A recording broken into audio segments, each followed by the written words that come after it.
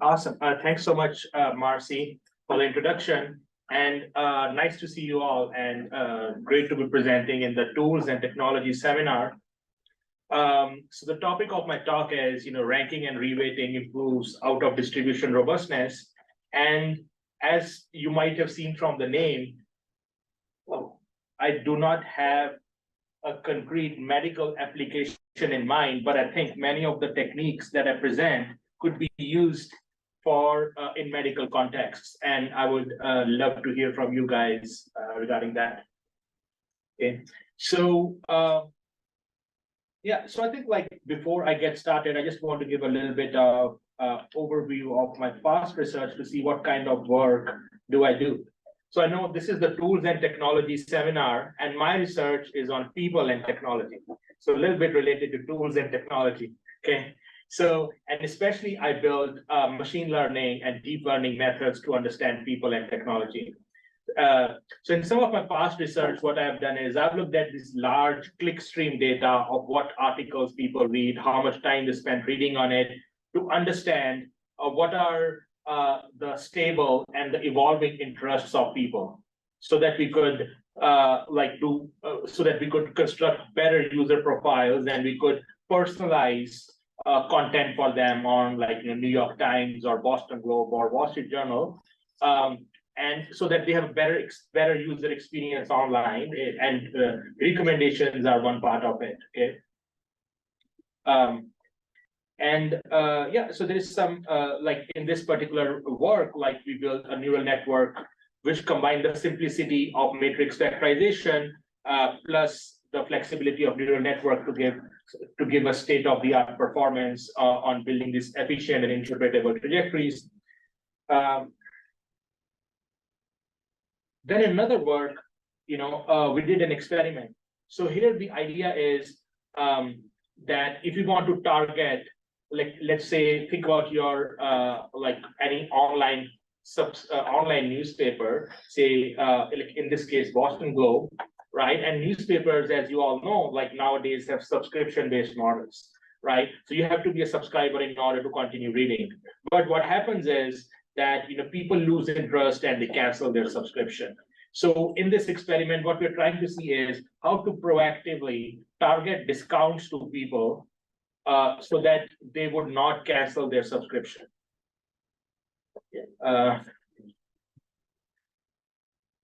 Okay, so now,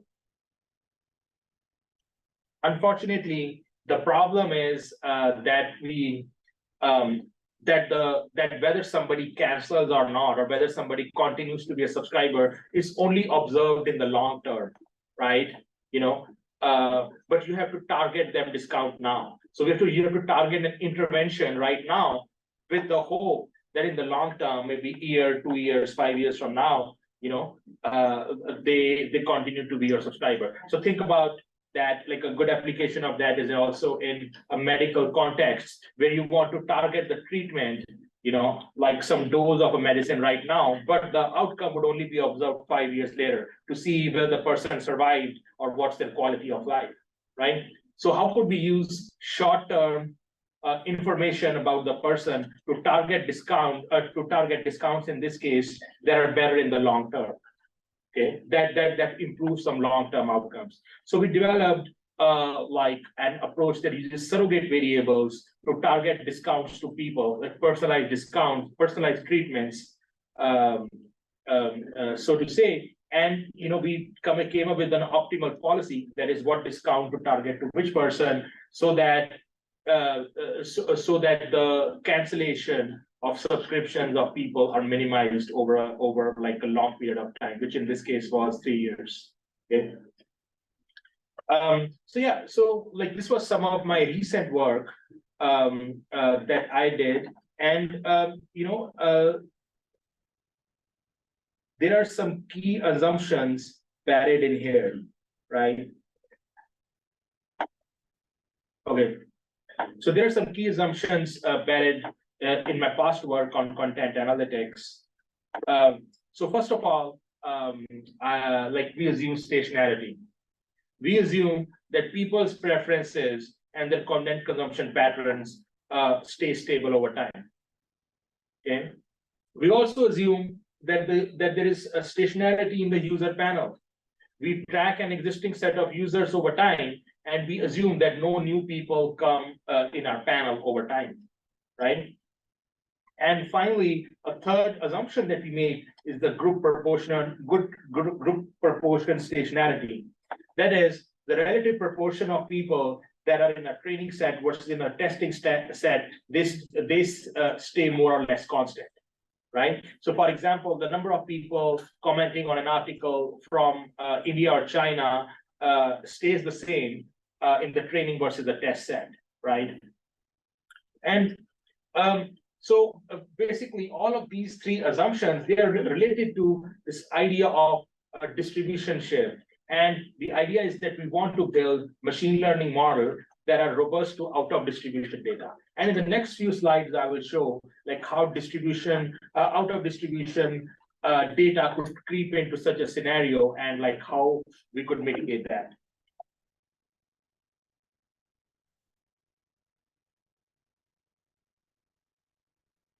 Okay, so distributional robust machine learning is a key, like I should say, a foundation of equitable machine learning, right? So what equitable machine learning says is that we want to ensure fairness in our model outcomes. We want that all patients receive the same outcome, receive the same treatment, like irrespective of their race or gender or their demographics, right? So we want to ensure fairness in its outcomes, right? And however, out of distribution data could lead the models to perform poorly on underrepresented people in the data. And as I will show some examples, what happens is that such models perform poorly from people who are minority groups, okay? So what we want is that a model which is trained on, say, patients from Ann Arbor, which is mostly white and Asian population, it should also do well when we deploy that model on patients in Detroit, which is mostly Black population, okay? Right? So we want to build models that are robust across these distribution shifts in the populations. Now, let's think about more concrete definition of our problem. So robust machine learning and equitable machine learning are very active areas of research. And there are like several different ways in which there could be distribution shifts. But for this work, we focus on what we call group distribution shifts, okay? And even a further subset of that, we zero in on two particular types of group distribution shifts. So the first scenario is imagine this example where the training data contains examples of one types of camera, but on the test data you see a totally new type of camera for which there are no examples in the training data. Okay. The second type is population shift. This was the example that I gave earlier, in which a model is trained on patients in Ann Arbor, which has certain demographic makeup. But while testing, it is deployed in an area which has a completely different demographic makeup. So how do we ensure that models trained in one place generalize well to other type of test data? Or could we fix them? Could we train these models better? Or maybe we could fix them post hoc to perform better. Do we have a second?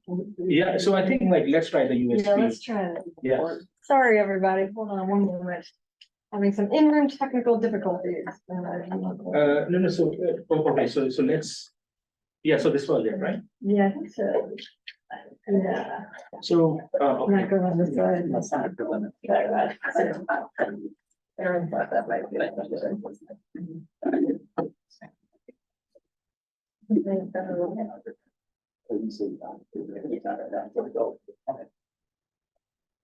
Let's try that. Oh, there we go. Good job, Mark. Okay. So so this is a high level overview of the problem that we are trying to solve. And I just wanted to narrow down the scope of the problem that we're trying to solve, because distribution shifts can be of so many different types. So before we proceed further, are there any questions about the setup? Right? Is this something that you can relate with your own domain that you're working with? Like, can you see examples of such a case there? And does this setup, like the scope of the setup, make sense to everybody? So any questions, any thoughts before we proceed further? Okay. So let's see the.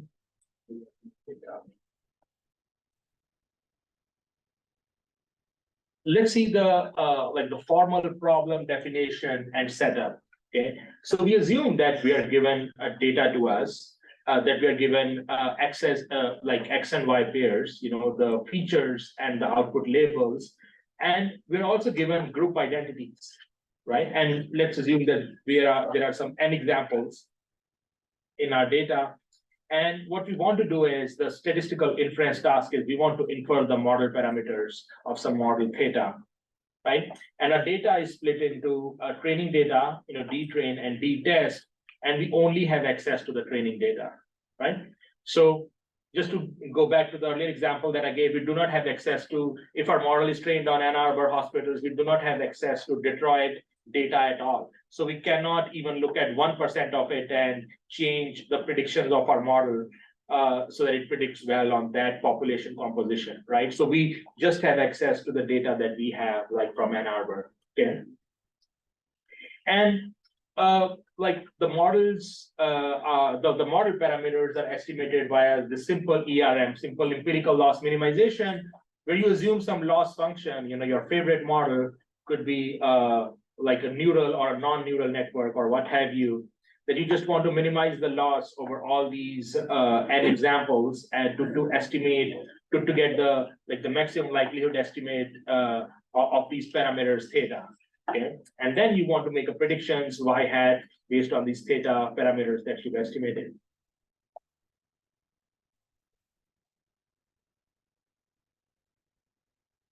So at least the purpose of the models for the scope of the things that I would discuss here, the baseline features or the model that we'll consider is a pre-trained BERT model.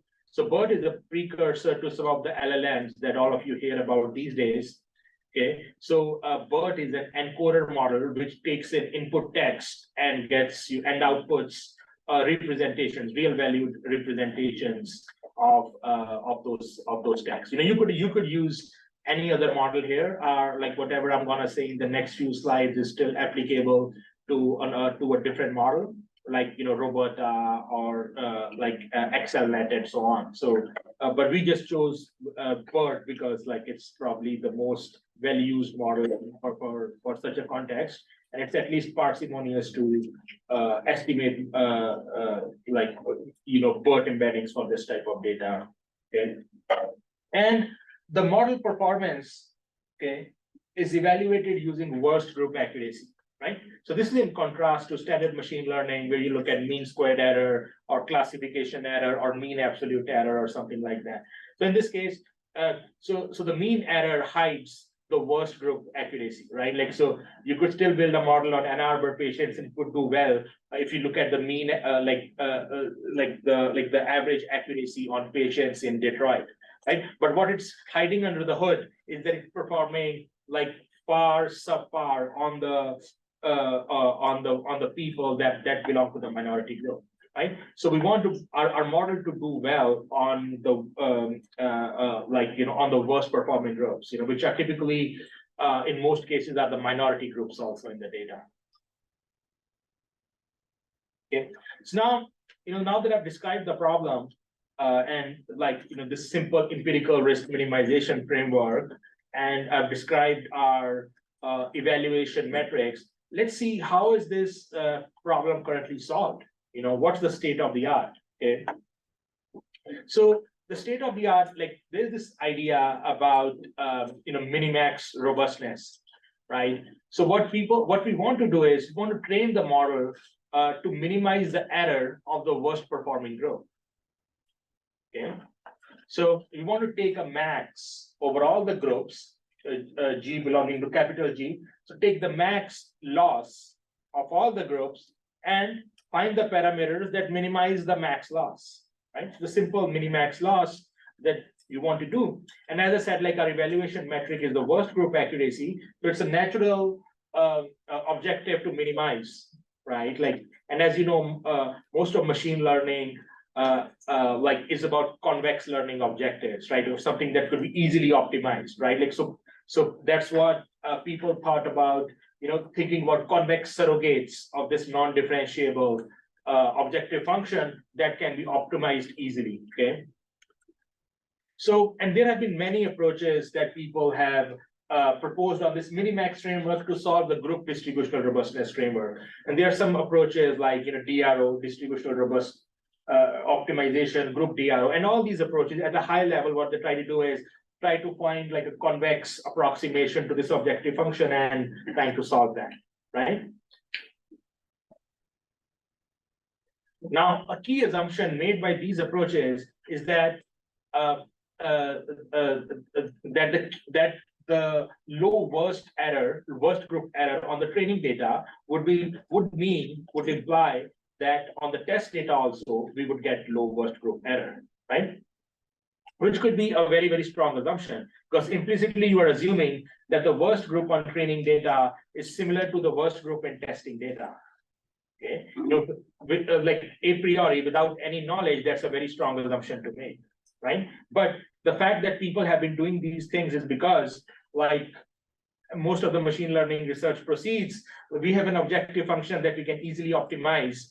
How would you know of what we cannot see on the test data? So why not, based on the information that we have, is just minimize the worst group's accuracy, right? So that's why there's a justification of what these people are doing and why these approaches have been popular in this specific area. Okay. So before I describe our model in detail, I'm gonna describe a key intuition behind an improved solution, right? What is some of the blueprints of a better approach, approach that could perform better, right? And then we will see on tests or on like some actual empirical data whether that approach actually performs better or not. So the key idea is that instead of focusing only on the worst performing group at training time, consider several poorly performing groups. Okay, right? So now going back to the previous slide where I said that these models rigidly assume that the worst group in training data is similar to the worst group in testing data. What we are saying is, we should relax it a little. It turns out that we could take some combination of several poorly performing groups in training data, and they should be similar to some of the worst performing groups in test data. So basically moving from 1 to like K best. Okay. So now, why is this a good idea? As I just briefly alluded to, the worst group might not be similar to the worst group on the test data, leading to out of distribution generalization problems. And like this point is even more salient for group distribution shift, where unseen groups arrive at test time or group proportions change. Okay. So in terms of like statistical terms, what we are proposing here is to perform a type of smoothing, a soft minimax approach, rather than taking the worst group and ensuring that the worst group is similar in the training and test. We just take some kind of weighted average of several worst performing groups and hope that they are similar to several worst performing groups in the test data, right? So we are quote unquote performing smoothing, okay? A tried and tested idea in statistics and machine learning, and we'll see how this performs on the several data sets that we have.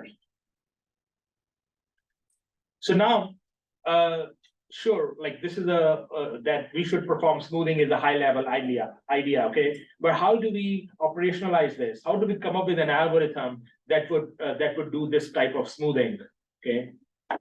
And for that, in order to come up with an algorithm, we take inspiration from the information retrieval literature and use this idea of discounted cumulative gain.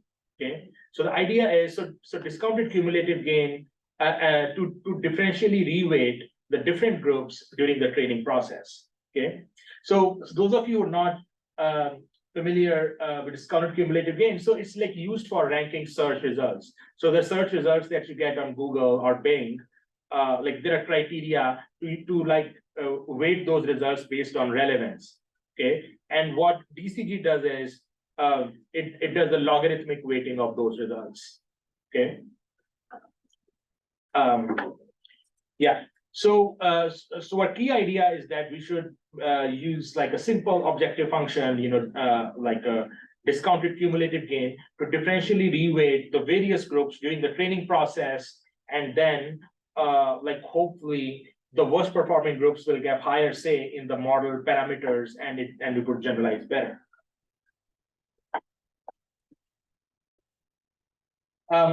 So now, like, why did we choose like DCG? So the reason why we chose DCG and not any other functional form is because it's widely used in the information retrieval literature. It has strong precedents. People have proven strong theory about it, and it's very, very easy. It's very, very easy to understand, and also it has a logarithmic drop off. From like, so it would weight the worst performing group in a certain way, and the second worst performing group a log of that, the third one log of that, and so on. So it's like, so it has a logarithmic decay, and so it ensures that we do not like have a very, very long tail of weights, right? So that we do not upweight even the best performing groups. So it is a sharp drop off, but so it ensures that instead of one, we would upweight like maybe 5 or 10 groups, but not all of them. Like if we have 100 groups, okay. So here is our iterative algorithm, okay. Basically, like as I'm sure all of you have trained some kind of neural network model, so there is epoch-wise training. You make a pass over the data, you do gradient updates, and then you move again, and so on, right? So so we try to integrate this idea of DCG into this epoch-wise training over the data. Okay, so we iterate over the training data, and we compute accuracy of all the groups in our data, right? So in the first epoch, we rank all the groups based on their accuracy in the previous epoch. So the first epoch, sure, there is no previous group, but second epoch onwards, we rank the groups based on their accuracy in the previous epoch. And then we do this logarithmic weighting. So the groups that perform the worst, that will get weighted the highest. And the group that got the second worst, it will get weighted slightly lower, and so on. And so with a standard logarithmic decay, right? And C in the numerator, and here is a hyperparameter, that is chosen by cross validation. It just decides how much, like how many groups we should weight and what should be the decay. Okay, and C also decides, like, as you can see, that we only like upweight groups up to ranks given by capital C, and so it's like an implicit threshold also, to decide like how many groups to reweight. Yeah. So what our model does is, like, it minimizes the following objective function. That here is our loss function, like a standard loss function. Okay, and then we weight each of the groups based on that weighting function that I described on the previous slide, right? Simple discounted cumulative gain inspired weighting function. And we do this iterative training. So now this process of like looking at the model errors and upweighting certain examples is very similar. So for those of you who know about stage-wise learning method, like, ADA boost, or like its cousins, it's very similar to the idea that boosting does, right? So what boosting also does is, like, it looks at the errors of certain examples and upweights certain errors, right? Of course, it has an exponential loss function and it has its own upweighting criteria. But at a high level, like, this reweighting based idea is similar to boosting style approaches. Okay. And another key difference is, like, in our case, we do this weighting per group.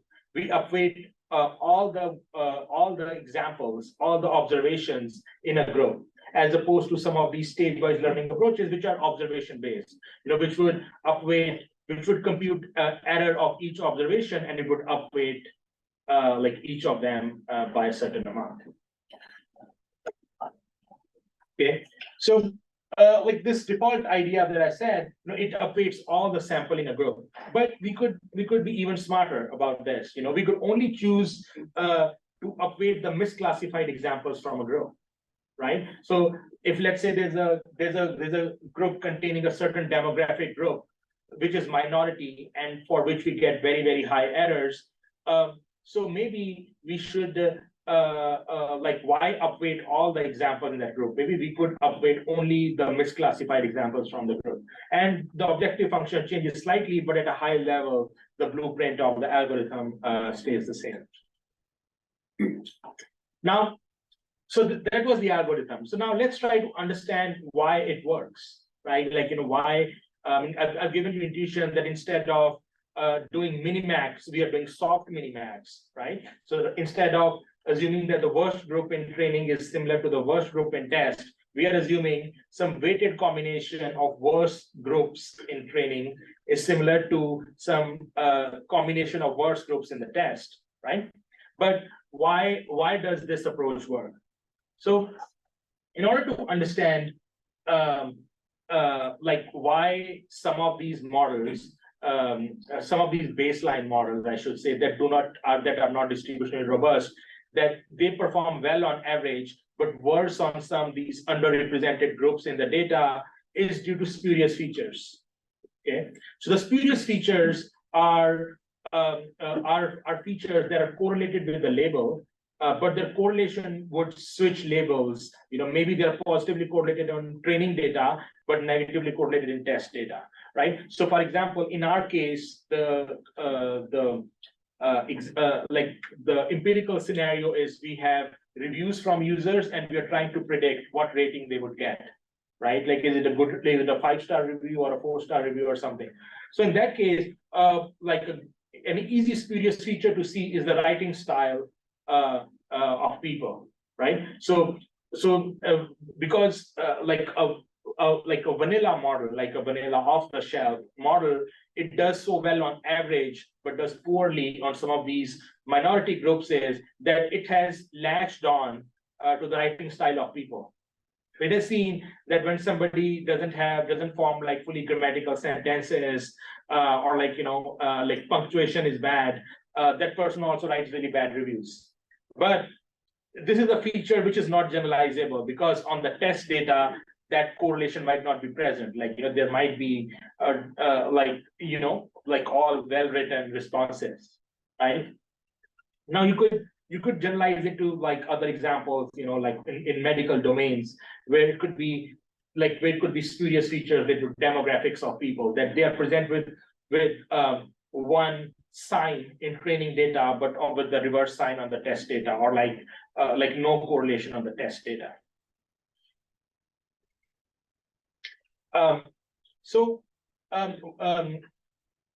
What our approach, like DRU, discounted rank upweighting, like what we are doing is we are assuming that these spurious features are present in all the groups, right? So like, again, like this goes with the spirit of smoothing, that we assume that they are present in all the groups to varying degrees, and hence we reweight all the groups proportional to their group errors to find robust features that are invariant to these spurious features, right? So that's the crux of our approach.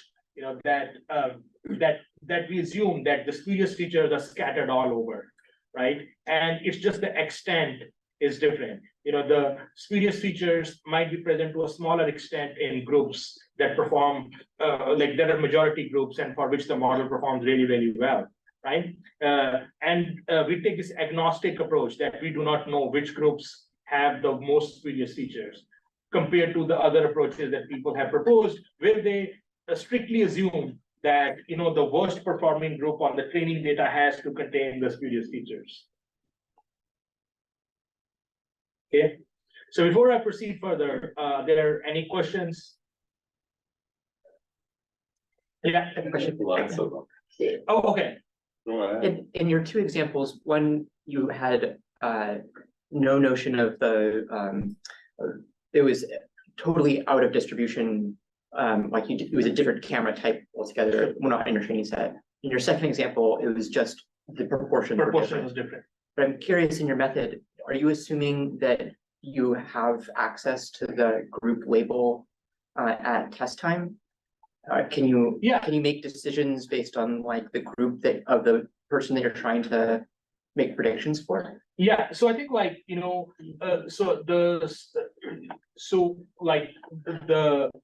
results that you will see, so they deal with more of the second type, which is a subpopulation shift.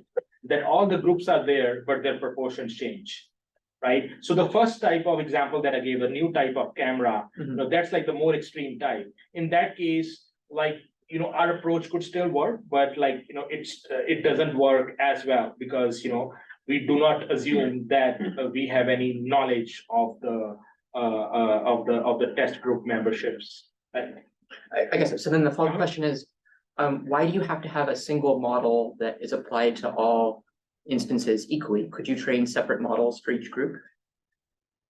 Separate models for each groups. Like the performance on a group, you could pick the model that would be the most performant for it. I see.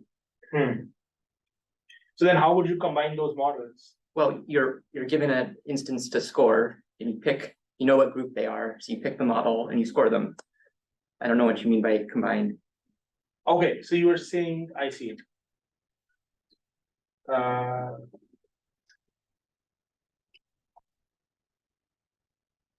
Yeah, I think like, okay. So I think like it's definitely like a reasonable baseline to try, that you could learn a separate model for each group. But I think the problem with that is, like in this case, we typically have 500 groups. So especially if you're training a BERT style model to learn, and you learn a separate model for each group. So now you have like a data paucity problem. Like you only have 1,000 examples to fit a model, right? Sure. So you have to be really careful about how you regularize the model to ensure that all those 500 models that you train on each of the groups that they perform, that they generalize well. So now you might have circumvented some of the the distributional shift problem, but there is a problem on how to fit such a rich model on data which is one divided by 500, the size of the actual data. Okay, thank you. Make sense? Yeah. Yes. So I think it's still possible to first train a general model Uh-huh. all the available data, and then for each subgroup you fine-tune the general model based on a small subset. Then in that case, you are still using all the data and fit it to the small subset. So how would you do that? Like, how would you? So I mean, I know these days with large language models, we use the word fine tune a lot, but in this case, like think about 500 groups. So this is not an LLM domain that we're dealing with. So we don't have trillions of examples. So we have about 500,000 examples, let's say in the training data, and like there are say 10,000 groups. So each group is a user, like as I will show in that example. So if people write reviews on Amazon, right? Like, you buy different products, and all my reviews would be like, I would be a group, right? And then in the test data, like people are only present either on training or test. So my data would only present in the training data, but there could be a new person in the test data whom we would have to perform well on, right? So this idea about fine tuning, like if you could maybe shed some more light, like how what exactly do you have in mind? Like, how would you fine tune? Because at least the way I understand about fine tuning and like training a general model and then fine tuning on some small data, it doesn't seem like we would have enough data to do that. So, for example, if you have 500,000 training data split into 500 groups, you first train a general general model on the 500,000 data instances, and then for each subgroup, you train and you start with a general model. You still train it further, but using a much smaller step size,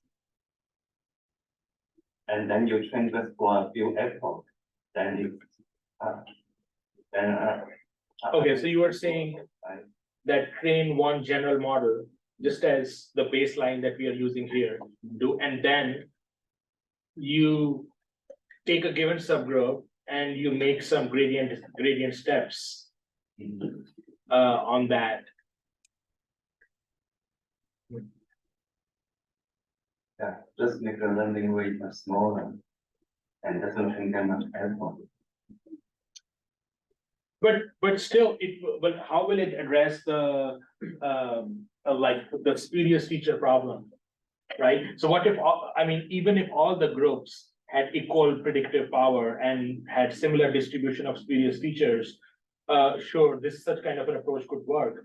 But I don't think it takes into account that some of those groups could have higher, like, prevalence of spurious features than others. So I'm happy, in interest of time, I'm happy to talk afterwards, but I think let's move ahead. So I think that there was one more question. Yeah, I think just seeing some examples. Okay, so would be great, and then, Sure. because it's, it's a little high level and abstract. Perfect. Yeah, At this I think point. that sounds good. Thanks. Okay, so yeah, so like spurious features is one story, like why this approach works, and this also has connections to causal inference. Okay, and that's like assume that you have some data which coming from some unknown distribution, and each group data point belongs to some group. Okay, and the training and testing data are sampled from this unknown distribution.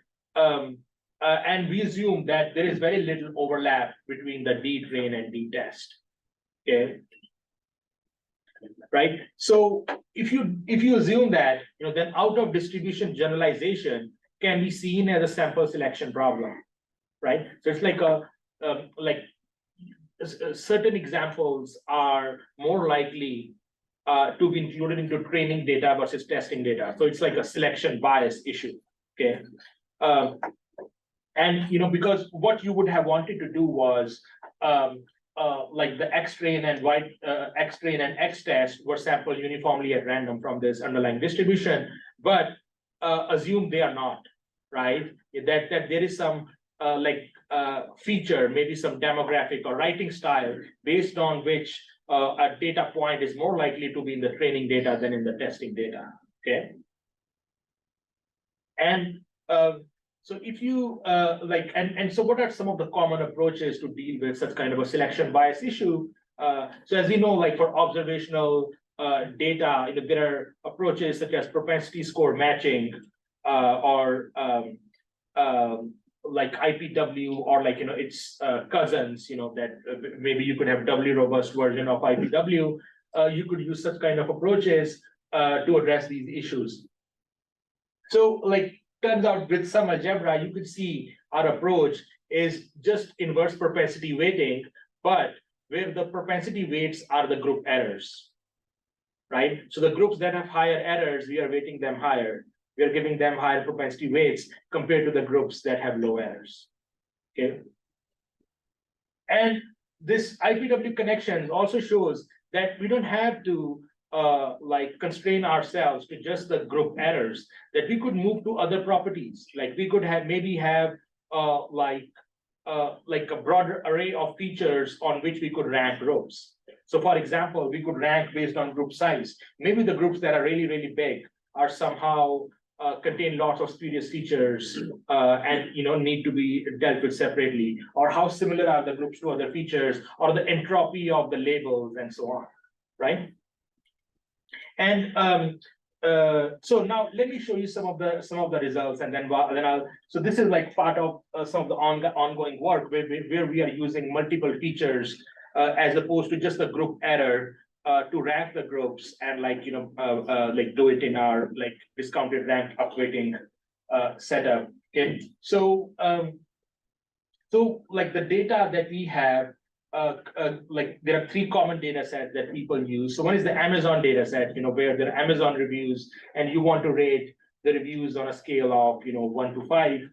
IMDb, people rate movies, and there is Yelp, right? Again, people rate restaurants there. And there are a number of groups in the training data and the testing data. What's the average group size? Right? So there are about in Amazon, a given person has about 75 reviews, right?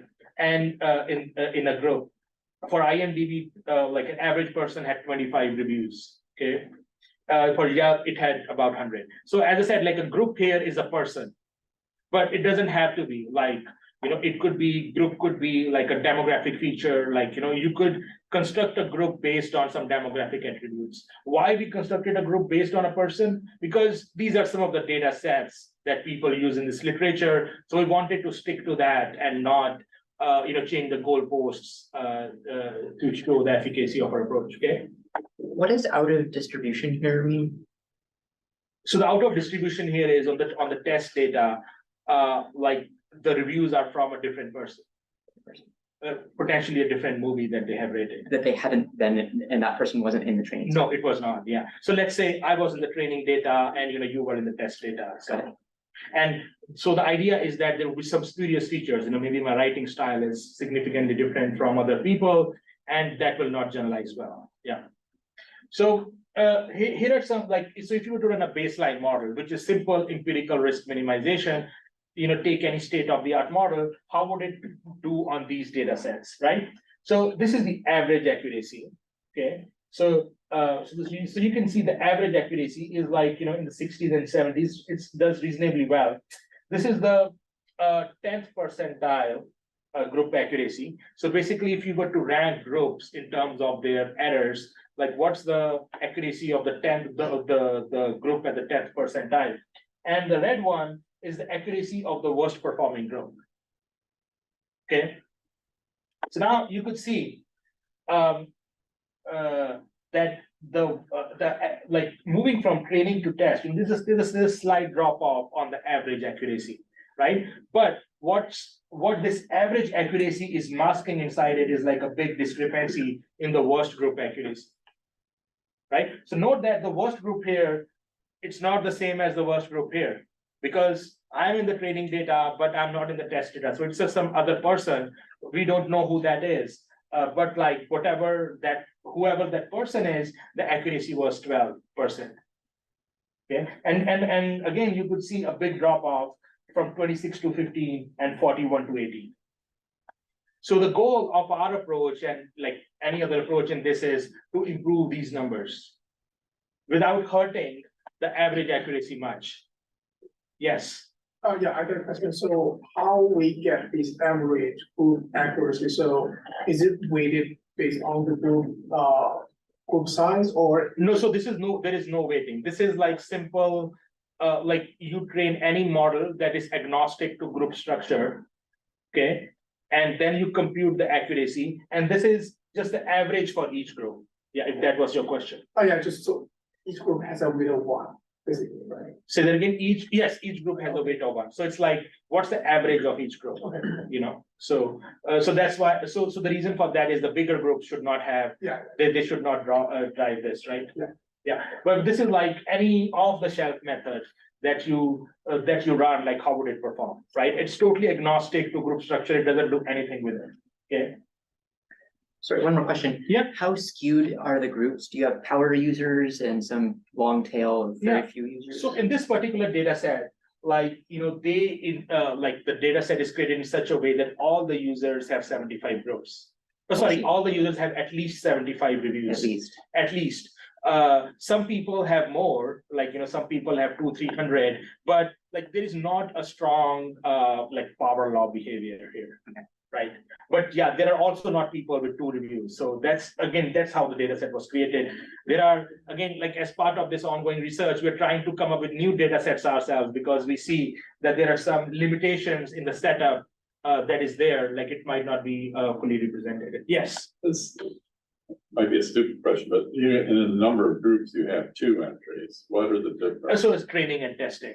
Training and testing. Yes, so there are 1,252 people in training, 1,334 in testing, Okay. and so on, yeah. Thank you. Okay, so now, like, let's see, now we've seen the baseline, these were the the baselines, right? So now let's see how some of these other approaches perform. So this was the approach that I talked about, like the minimax approach, right? That just as a convex like surrogate of the minimax objective and tries to minimize that, right? So it turns out that there are some data sets it performs really badly, but in some of them it does reasonably well. Like where the worst group in training might be similar to the worst group in testing. Okay, and this was another approach, just train twice. Like again, which like this is also reweighting based approach, but like they just do very similar to what boosting does. So that's why I made the connection to boosting. And then there could be other approach that we could maybe just do this boosting style idea that I said, like as we are doing epoch-wise upweighting, but let's just upweight the worst performing group. Okay, so this is different than this because this is a more principal convex learning objective that we are trying to optimize, whereas this is more epoch-wise learning, and in each epoch you upweight the worst performing group. We wanted to see how this would perform, and does reasonably well. And as you can see, like this simple approach, like it's competitive or like better than some of the more complex approaches that people have proposed. And this is our approach. So as you can see, like the worst group accuracies are significantly improved than any of the baseline methods. The 10th percentile is also slightly improved, but sure, it's not a big difference in compared to those approaches.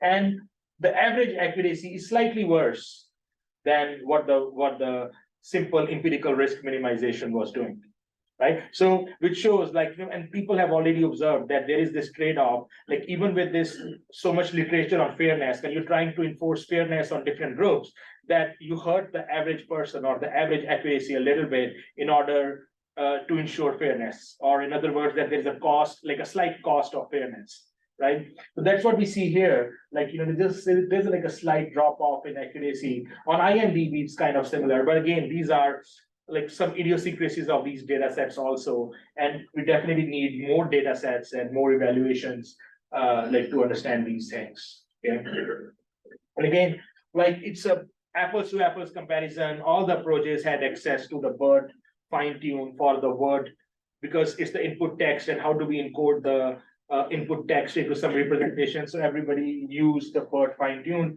It's a perfect, and all the hyperparameters were tuned on some held out data. It was like a perfect apples to apples comparison, like in every way between these different approaches. Okay, so in conclusion, like robust ML is important for ML safety and and in equitable ML, and we proposed a simple approach, rank and reweight, and it uses distributional and it uses discounted rank upweighting for like addressing group distribution shifts. Okay, and some of the key strengths of our approach are like there is like it shows strong empirical performance, and a priori it does not require a knowledge of spurious features or the associated DAG, right? So now there's a separate set of approaches, not for this distributional robust problem, but in general in like robust machine learning, where people use causal inference techniques, but they assume that they know what the spurious features are, they know what the DAG is. Now, which could be good in some context, but it could be limiting, right? Like, in this case, we don't know, is like writing style the only spurious feature, or there could be others. We don't know what the DAG structure is, right? Like, so our approach is agnostic to that. It just takes several worst performing groups and upweights them in a simple strategy Yeah. And it turns out like it has connections to inverse propensity weighting, and our approach is exactly inverse propensity weighting with the propensity weights are given by the group errors. Okay. Like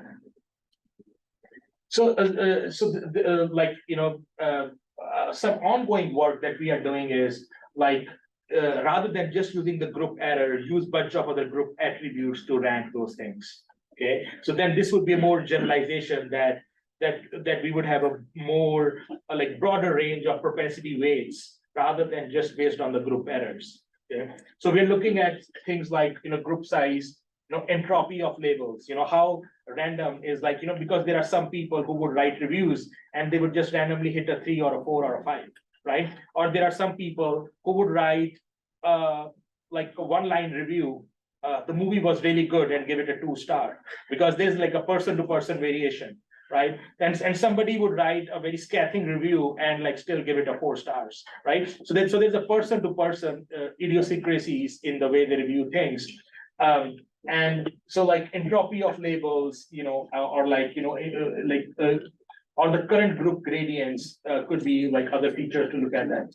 And we have like a simple upweighting based objective. A natural next step could be to think about a convex objective function, that is based on the ranking loss for this problem. Okay, hopefully we will get better convergence of results in that way rather than do this epoch-wise updating. And also like we assume that the group structure is given to us exogenously, but it might not be. You might have to infer groups by some kind of clustering or like by some other means, like which could be endogenous. So how would such approach work? Like the group structure is not given to us, like provided to us. Okay, so this is joint work with Professor Xiaozu Mei and Yachuan Liu and Bohan Zhang, our second-year PhD students in our program. And this paper is currently under review, and there's some ongoing work, as I said, on like generalizing it to other criteria for re-ranking. Okay. That's it, and thank you so much. And I'll stop for questions.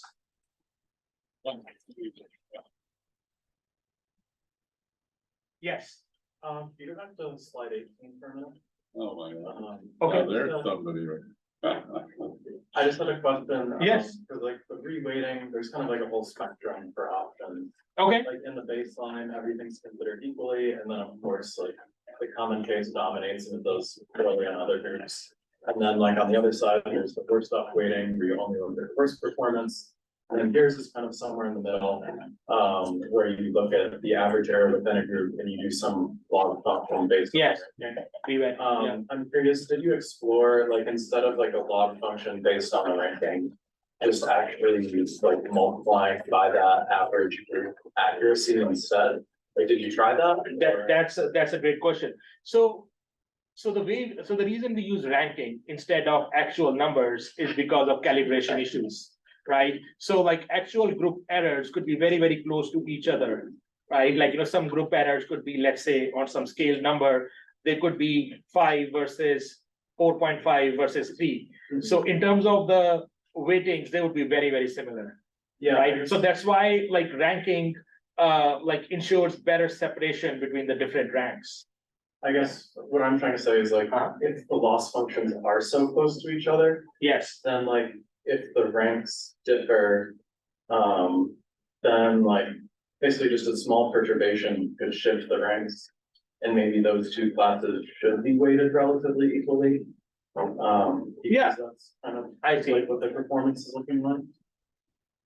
True. I mean, like we did try like non-ranking based approaches. In fact, that's how we were initially trying to do this. It's just that like ranking is just more robust to like miscalibration issues, right? That's why we stuck to ranking, right? So yeah, your point is well taken, that even if the group errors are similar, but ranking still like puts a relative preference in terms of the group weights, right? So the group weights should still be clearly separated, right? Otherwise, like what we were finding was that everything was kind of moving together, like, if the group, one of the group errors was 5 and there was 4.7 and a 4.3. In the bigger scheme of things, like, this was very similar to the baseline, right? We are essentially upweighting everything the same. So it was trying to like be more stark, right? Like in terms of the way we are doing upweighting. But yeah, it's a good question. Yeah. This is more a question about the data set. Okay. I know that for a bunch of reviews, there's sometimes concerns about bots or people. Say that again. So situations where you have bots or people that are paying other ones to review BOM or review boost on various scores. Review bombs. Review what? So as in a bunch of people, for whatever reason, you have your payment or other events decide to collaborate or try to reduce the actual score of the project. Oh, I see. Oh, so you are saying, okay, how do we address bots? Or like, some kind of strategic, yes. So yeah, so that's a great, so that's a big concern, right? Like, strategic reviews, like, people do, like it's done all the time.